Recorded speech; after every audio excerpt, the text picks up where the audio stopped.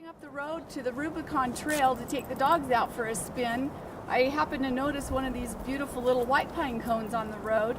So of course we had to pull over and take a look, and here she is. They're just magnificent trees. This is a small one compared to how big they can get, but they produce these almost the shape of a sugar pine cone, but just a real small size that works really well in arrangements.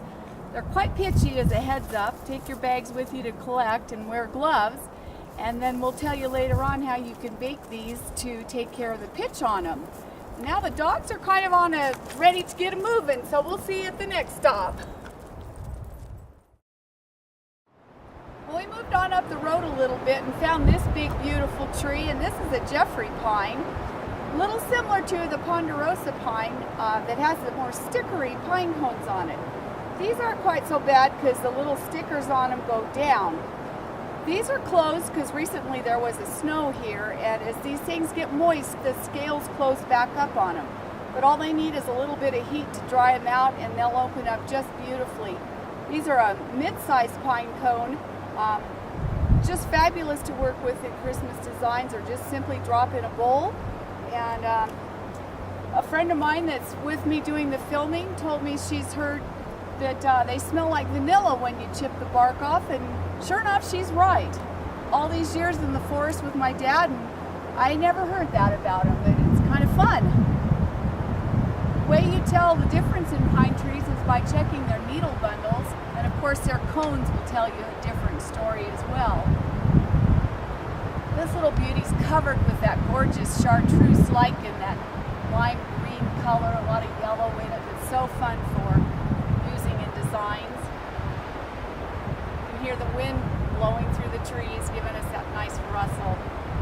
So we're going to move on up the road and see if we can find some other cones for you to look at. As we turned around to get into the car, we saw this beautiful stand of white firs that are all covered with that gorgeous chartreuse lichen.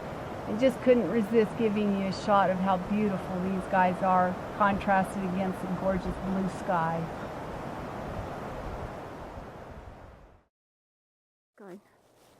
Well, we're back at Pam's house now, and there's a huge stand of lodgepole pine in this area that's mixed with some of the other fir and pines.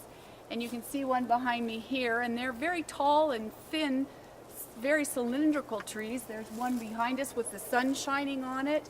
There you can see in the back with the split top. They have beautiful little cones on them, which we've been collecting.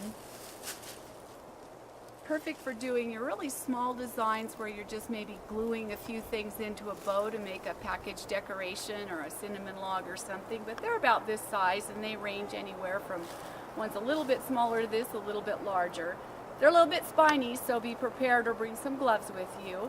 And again, if they're closed due to the moisture, you just need to warm them up to open them up and have them ready to work with. Great for your small designs. One of the smallest pine cones there is. Behind me, you'll see one of the most majestic pine trees in the forest, and that's the sugar pine tree. They're absolutely magnificent, and later on in the season, when the cones get mature, she'll have these giant sugar cones hanging off of her, dangling just like earrings. What's really fun with the sugars is, besides having the open cones, a lot of the cones fall off immature when they're in the very small stages. This is a little bitty one, all the way up to ones that are the length of a full-size cone. So the squirrels will cut these out, or the wind will knock them out of the trees, but they'll stay closed, and so you can use them for different purposes and arrangements. These are last year's cones, so they've seen a winter, and they're not as pretty as they'll be if you collect them in the fall. And again, they're very pitchy, so later on we're going to be talking about what you can do to take care of that problem and put a nice